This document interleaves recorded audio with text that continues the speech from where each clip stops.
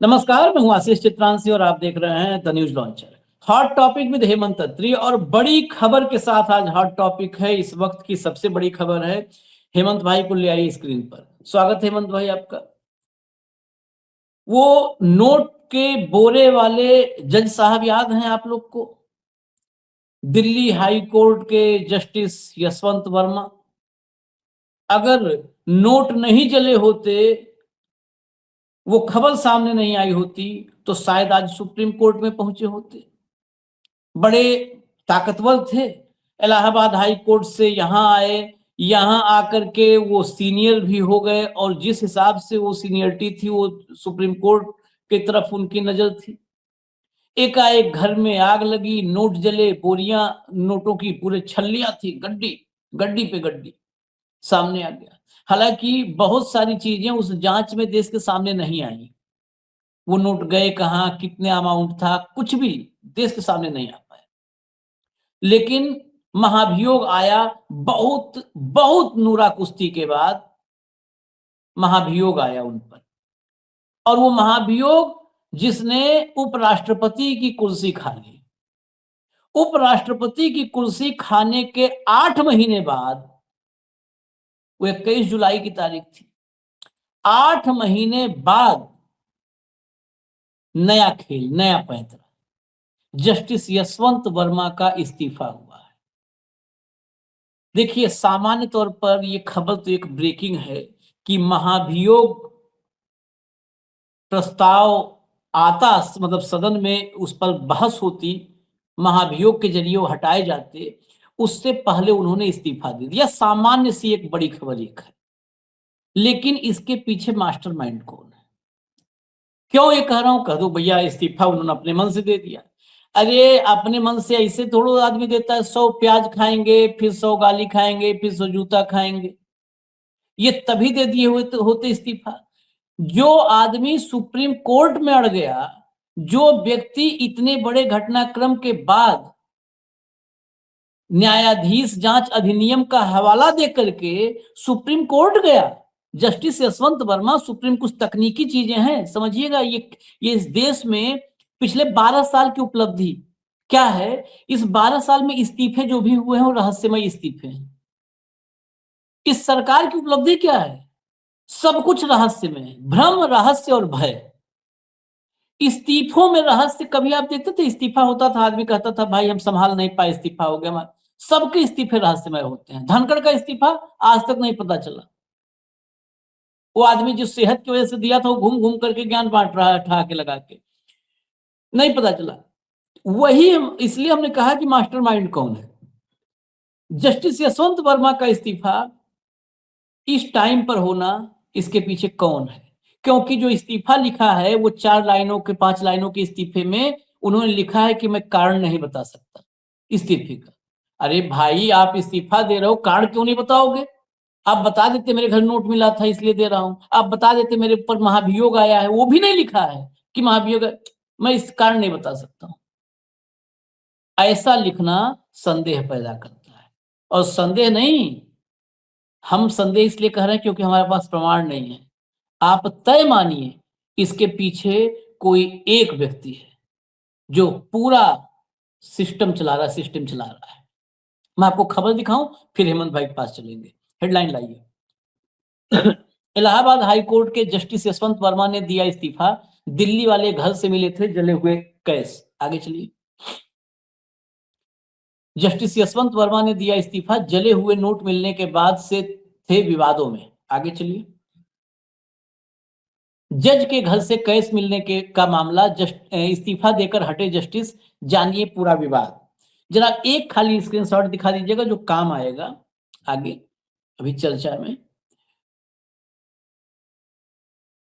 21 जुलाई 2025 को इस संसद के दोनों सदनों में न्यायमूर्ति वर्मा के महाभियोग की मांग करने वाले अलग अलग प्रस्ताव पेश किए गए। उसी दिन तत्कालीन राज्यसभा सभापति जगदीप धनखड़ ने अपना इस्तीफा दिया था।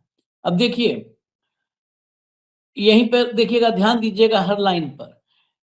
उसी दिन इस्तीफा दिया और उसके अगले दिन, इसके बाद मतलब अगला जब फिर कार्रवाई हुई तो 11 अगस्त को राज्यसभा के उपसभापति हरवंश ने उच्च सदन में पेश किए गए प्रस्ताव को खारिज कर दिया।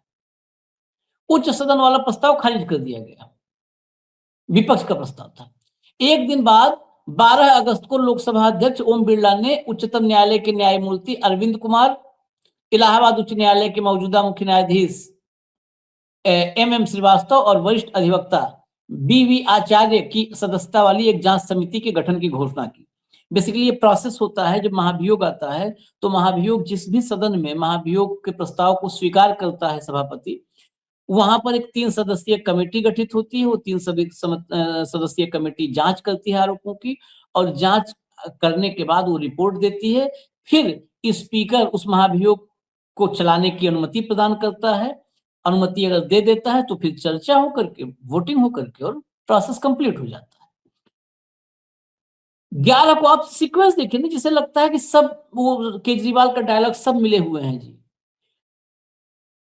उपराष्ट्रपति इस्तीफा देता है, उपसभापति, जब उपराष्ट्रपति सभापति के रूप में नहीं है तो उपसभापति हो गया उस जिम्मेदार। उपसभापति राज्यसभा प्रस्ताव खारिज करता है, तत्काल उधर खारिज होता है, जैसे पूरा भाई वहां खारिज होगा तब तुरंत हम आए, उधर खारिज होता है, इधर ओम बिरला 3 सदस्यीय कमेटी का गठन कर देते हैं।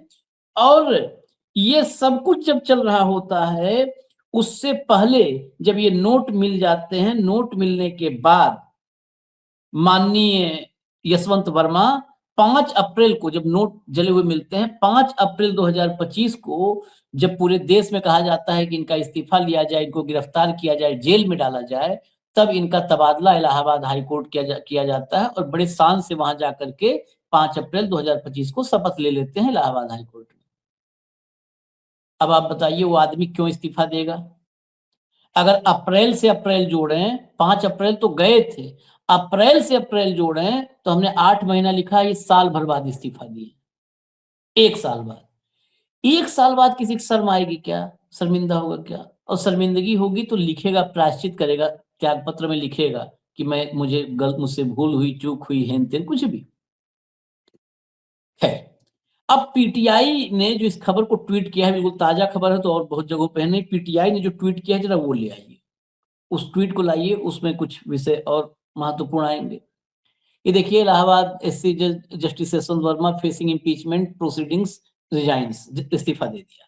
उसके नीचे क्या लिखा है देखिए, नई दिल्ली स्थित अपने आवास से जले हुए नोटों के बंडल मिलने के बाद महाभियोग की कार्रवाई का सामना कर रहे इलाहाबाद उच्च न्यायालय के न्यायाधीश न्यायमूर्ति यशवंत वर्मा ने शुक्रवार को राष्ट्रपति द्रौपदी मुर्मू को अपना इस्तीफा सौंप दिया। सूत्रों ने यह जानकारी दी।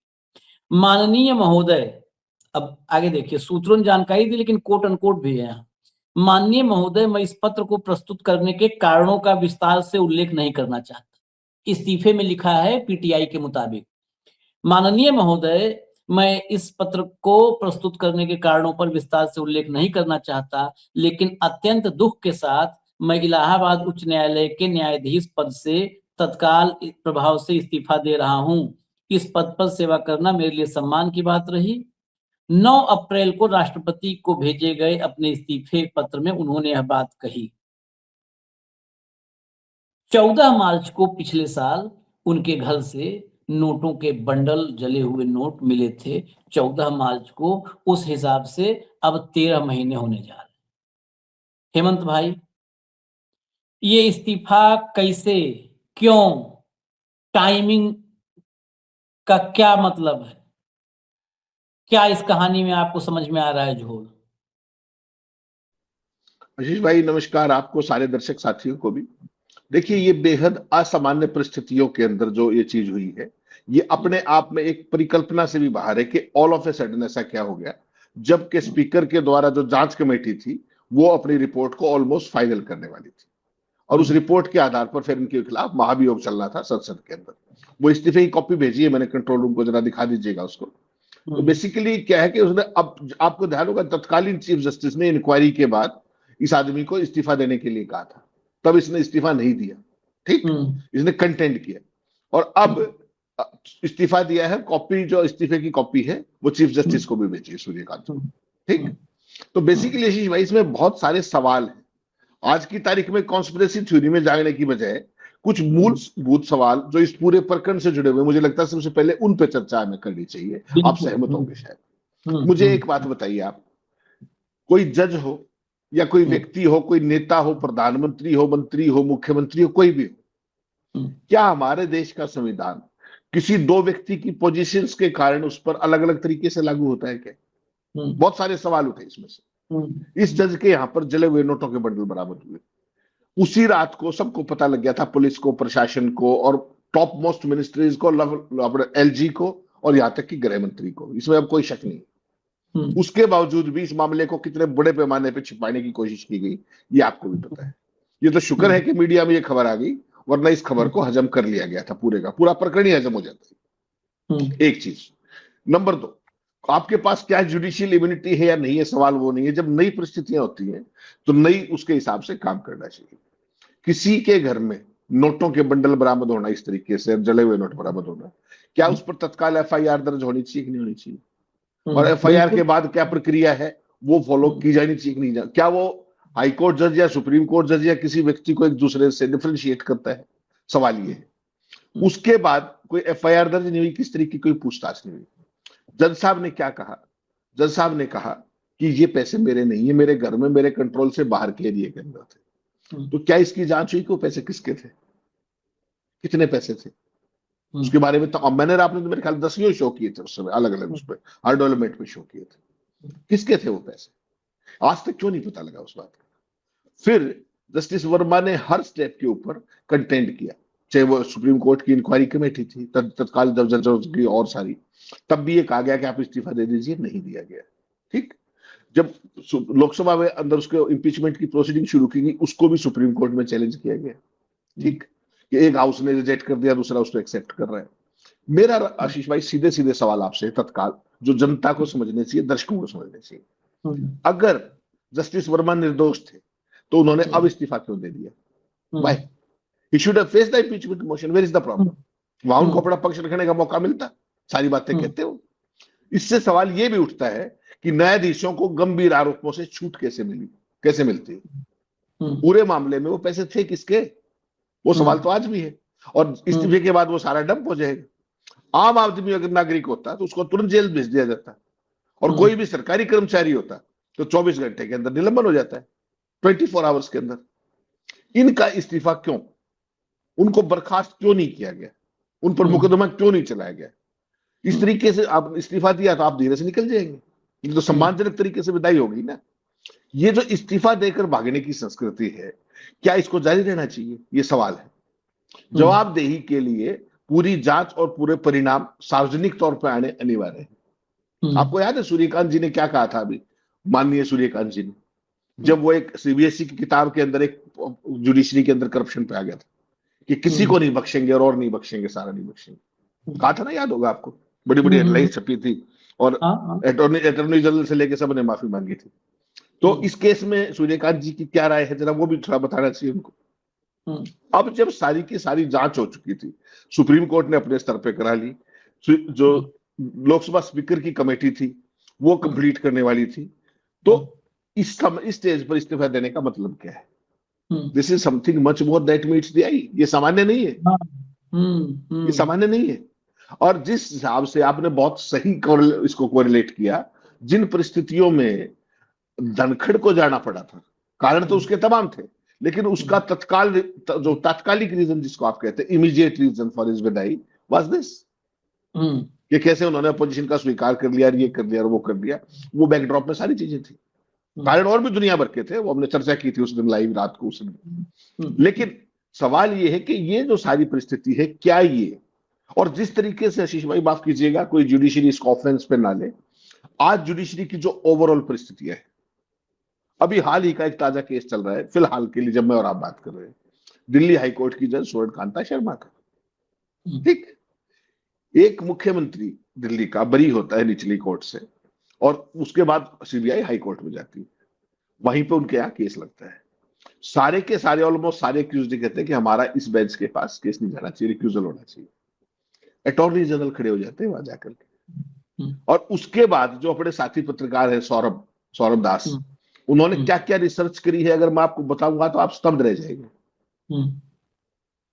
इस पूरे देश के लोगों को जानना चाहिए कि जस्टिस सुवर्णकांता शर्मा के बेटा और बेटी दोनों प्रैक्टिस करते हैं, भारत सरकार के पैनल में है वो, ठीक।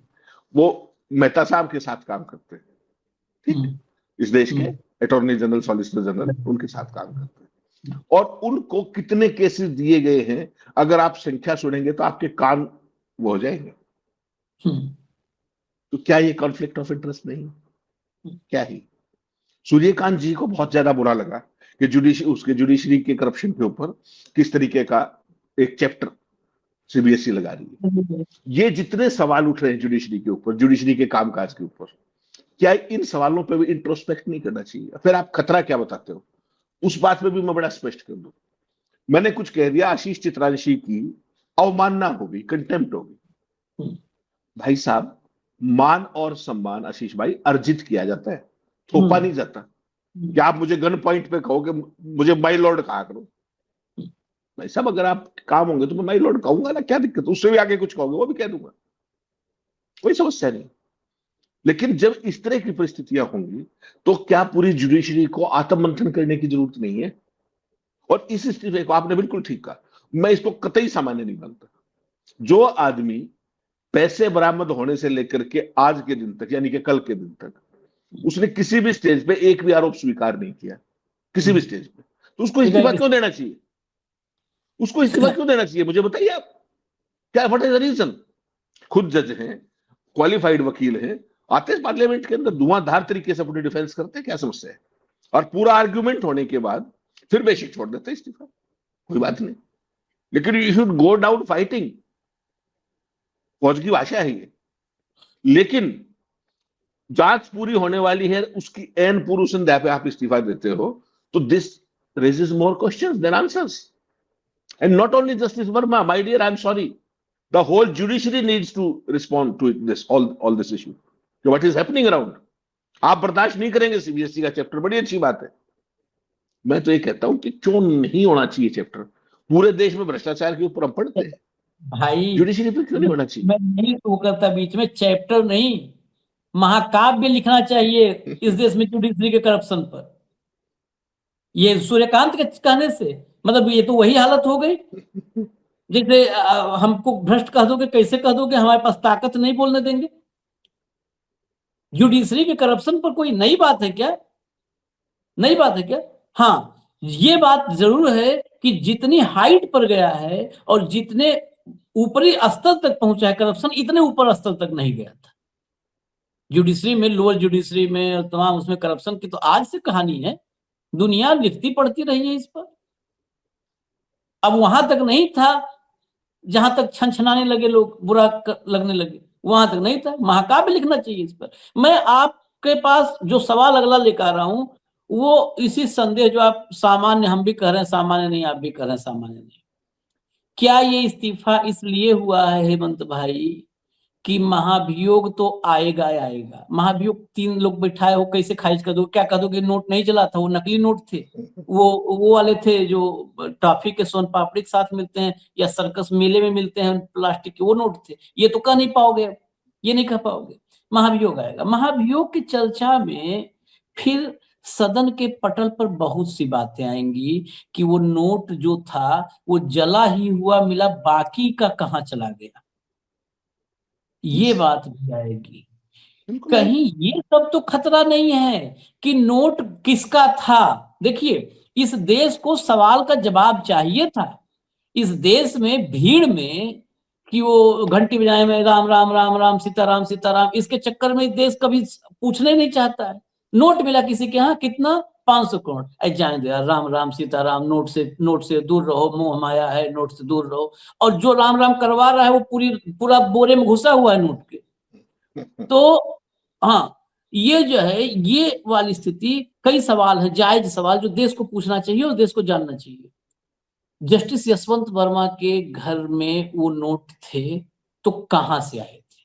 जस्टिस यशवंत वर्मा के थे या, देखिए, नोट का फोटो तो भी ले आए हमारे साथी लोग, तो चलिए, इसमें हस्तरेखाएं भी दिख रही हैं कि किसके किस्मत में कितनी नोट है, हटा दीजिए। तो वो नोट किसके थे यशवंत वर्मा के अपने थे जायज नाजायज, या किसी और का जायज नाजायज का जो है वेयरहाउस बना रखा था जस्टिस यशवंत वर्मा के घर को? पहला सवाल। दूसरा सवाल, क्या जस्टिस यशवंत वर्मा, जब ये पहले सवाल का जवाब आएगा तब दूसरा इससे जुड़ेगा, क्या जस्टिस यशवंत वर्मा जैसे बहुत सारे ऐसे जज हैं, क्योंकि उनके घरों तक कोई भी जा नहीं सकता है, कोई जांच नहीं हो सकती, कोई छापा नहीं हो सकता, तो इनको वेयर हाउस के रूप में इस्तेमाल किया जा रहा है? एक नया भारत में एक नए न्यू नॉर्मल की शुरुआत ये है। तीसरी बात, नोट वो कितना अमाउंट था और पैसा गया कहाँ, वो सीजर में है कि नहीं है, सीजर में कितना अमाउंट है, कितने अमाउंट का, बहुत सारे भैया सवाल हैं। मैं ये सवाल आपसे पूछ रहा हूं कि क्या महाभियोग से पहले इस्तीफा, अब तो हो गया, खत्म हो गया ना मामला, महाभियोग से पहले इस्तीफा इसलिए हुआ है कि इतने दिन का क्यों? ड्रामा खत्म, भाई अब जाओ, अब वहां पे सदन के भीतर बहुत बताना पड़ेगा, बहुत चीजें खुलेंगी, इसलिए अब चले जाओ तुम, इसी में बस तुम्हारी भलाई है, उतना इसके सही, पहले बहुत उतना हैं? सही, उसके अलावा कुछ भी नहीं, इतना सही है। ये जो सवाल आपने अभी कहे, ये तो फर्स्ट डे जिस दिन ये स्टोरी लगी थी हमने उस दिन ये बात की थी कि ये चीज कभी बाहर आएगी ही नहीं, ये कभी बाहर आएगी नहीं। और अगर जुडिशरी वास्तव में इस पूरे मामले के प्रति संजीदगी बरतती तो तत्काल प्रभाव से एफआईआर की परमिशन देनी चाहिए थी। चीफ जस्टिस को पावर है तत्काल। उसकी जांच क्यों नहीं? मेरा तो आपसे साधारण सवाल उस दिन भी था, आज भी। ये पैसे किसके थे? भाई जस्टिस वर्मा इतने बड़े जज हैं, मैं और आप उनको जुटला तो नहीं सकते। वो कह रहे मेरे पैसे नहीं थे, तो हाँ, किसी के तो थे, हाँ, किसी के तो थे। इसकी जांच करने में क्या परेशानी थी? क्यों नहीं कराई गई जांच इसकी? वो जो, अच्छा सारे जल गए थे या कुछ बचे हुए थे? सारे जल गए थे या कुछ बचे हुए थे? जो बच कुछ गए थे नहीं, वो कहाँ चले? आप जो बोले उसको पलटिए, कुछ जले थे, सारे बचे हुए थे। वो सूचना किसको दी गई थी? किसको दी गई थी सूचना? एलजी को? एलजी ने किसी और को? चीफ जस्टिस को? क्या हुआ? इससे बड़ा तो न्याय तंत्र में जब चीफ जस्टिस डायरेक्टली इन्वॉल्व हो किसी उसमें, सूचना के उसमें आदान प्रदान में, चीफ जस्टिस को तत्काल बताया गया था। उसके बाद ये केस आज तक क्यों नहीं ओपन हुआ? पैसे किसके थे? और मैं छोड़ो सारी बात, मैं तो पूछ रहा हूं पैसे कितने थे? सारे जल गए थे या कुछ बच गए थे? जो बच गए थे वो कहां चले गए? फिर आएगा किसके थे, क्या हुआ? क्योंकि वर्मा साहब तो मना कर चुके हैं। वर्मा साहब कंटेंट भी कर रहे थे, कमेटी के सामने भी कंटेंट किया। हो सकता है जो अब स्पीकर वाली कमेटी इसमें भी कंटेंट ही किया होगा, तो कोई कहेगा नहीं मेरे थे। अब चूंकि कमेटी जो सुप्रीम कोर्ट की कमेटी चीफ जस्टिस ने तत्काल बनाई थी, उसमें 2 चीफ जस्टिस थे और सारे थे, उन्होंने उसके बाद इस्तीफा मांगा था। इस्तीफा तब नहीं दिया, नहीं दिया ना। हाँ, अब ऐसी हाँ, क्या परिस्थिति आई कि अब इस्तीफा देना पड़ा? सुप्रीम कोर्ट अब ने कहा तो इस्तीफा देने से मना कर दिया था, हाँ, मना कर दिया सुप्रीम कोर्ट ने, सीजीआई ने कहा था, सीजीआई सुप्रीम ने, कोर्ट ने, CGI CGI himself told him to resign, step down, he didn't. And now all of a sudden from nowhere he says के रिजाइन करता हूं मैं। और इस्तीफे की भाषा देखिएगा, मैंने इस्तीफा भेजा था, उसमें उन्होंने कारण बताने की कोई जहमत नहीं उठाई। उन्होंने कहा कि मैं आपके दफ्तर को इस सब के उसमें नहीं डालना चाहता, एक बार इस्तीफा दिखा दीजिए तो मैं जरा हिंदी में उसको बता दूं। वो कहते हैं कि बड़े बड़े दुख के साथ इस्तीफा देना पड़ता है, लेकिन वो कारण बताने का आपका जो ऑगस्ट ऑफिस है, मैं उसको उसके कारणों के बोझ के नीचे नहीं दबाना चाहता। थोड़ा चला दीजिएगा इसको आगे, थोड़ा सा तो आगे चलाइए, थोड़ा तेज, शाबाश। तो while I do not propose to burden your August office, मेरा कोई ऐसा विचार नहीं है कि आपके दफ्तर पे बोझ डालूं, विद द रीजंस, उन कारणों के साथ, which have constrained me to submit the missive, this missive, कि मुझे ये आपको ये चिट्ठी लिखने के लिए मजबूर होना पड़ा है। It is with deep anguish, बहुत दुख के साथ यहां मैं अपना इस्तीफा दे रहा हूं। कोई आदमी खुशी के साथ भी इस्तीफा देता है क्या? है? ऐसा क्रांतिकारी तो मैंने कोई देखा नहीं। भाई साहब, अब तक जो सच्चाई नहीं आई थी, अगर वर्मा साहब वास्तव में वो थे, यहीं पे कारण बता देते, क्या समस्या थी? जो भी कुछ कहना था उनको 4-6 लाइन इंडिकेट कर देते। हाईकोर्ट जज कोई सामान्य चीज नहीं होती। और आपने एक बहुत अद्भुत बात कही थी अपनी ओपनिंग में, आप भूल गए कि वो अब तक कहां होते। अगर ये प्रकरण ना होता तो वो कहां होते? सोचिएगा, जो उनका फिनोमिनल राइज चल रहा था वो कहां होते? और आजकल ये बहुत सामान्य प्रक्रिया है कि आप 40 लोगों को सुपरसीड करके सुप्रीम कोर्ट में आ जाते हैं, 25 को आ अरे जाते हैं, पता नहीं कितनों को आ जाते हैं। पंचोली से तगड़े दावेदार थे ये, जो यस, पंचोली बैठा है। Yes, yes, yes, there is no तो डाउट। और और एक और बात, ये देखिए, जब ये कोई कहे किसी घर में अथाह अकूत दौलत मिली, अगर उसने एक्सेप्ट कर लिया मेरा है, आप मत कराओ जांच, कोई बात ही नहीं, हम तो मैं सामान्य कम बुद्धि वाली लॉजिक की बात कर रहा हूं। उसने कह दिया मेरा पैसा है भैया, जो करना है करो, जांच मत कराओ, उसने तो स्वीकार कर लिया। लेकिन जब वो ये कहे कि मेरा पैसा नहीं है, तब तो जांच अवश्यंभावी है, यस, यस, तब तो जांच होनी चाहिए कि भैया तुम्हारा नहीं तो है किसका तुम्हारे घर में कुबेर का खजाना? यही तो छिपाना है, कुबेर का खजाना यही छिपाना। और पूरे 12-14 साल से खजाना ही छिपाया जा रहा है, खजाना छिपाया जा रहा है। आप इतने रहस्यमय इस्तीफे कभी 12 साल में जितना हो गया, 1200 साल में इतने ऐसे रहस्यमय इस्तीफे आपको नहीं मिलेंगे। आप सुल्तानों के समय में चले जाइए, जो तुर्क सुल्तान थे, और उसके बाद मुगल के में आ जाइए, अंग्रेजों में आ जाइए, और फिर उसके बाद 47 से भारत में ऐसे इस्तीफे जरा बताइए। एक लाइन से आप धनखड़ का इस्तीफा देख लो, इनका इस्तीफा देख लो, सब इस्तीफे की वजह पता नहीं, बस हम जाना चाहते हैं, हमको मतलब ये कैसे होता है, कितना भय, हम जाना चाहते हैं, हम राष्ट्रपति जी हमको छोड़ दिए, हम कुछ नहीं जानते, बहुत दुख के साथ इस्तीफा दे रहे हैं, राम जाने, हम माफ करो, बस जाए दो हमको, छोड़ दो कारण हमको, जाए। कारण कारण बताने की जहमत, कारण बताने की जहमत भी नहीं उठा। कारण नहीं बताएंगे हमको, बस जाए दो। ये इस्तीफा होता है, ये लैंग्वेज इस्तीफे की नहीं है, ये है कि किसी तरह हमको बख्श दो, अब जाने दो, अब हमको आखिरी चेतावनी आ गई है कि अब जाना पड़ेगा, अब जाने दो। जान बची और लाखों पाए। हाँ, चलिए, इजाजत दीजिए अभी इस कार्यक्रम में, ये बड़ी खबर थी, और बड़ी खबर को, खबरें तो बहुत बड़ी बड़ी हैं, बस खबर देखिए समझिए। इजाजत दीजिए, हम फिर आ रहे हैं अभी थोड़ी देर में। धन्यवाद हेमंत भाई, बहुत बहुत धन्यवाद, नमस्कार।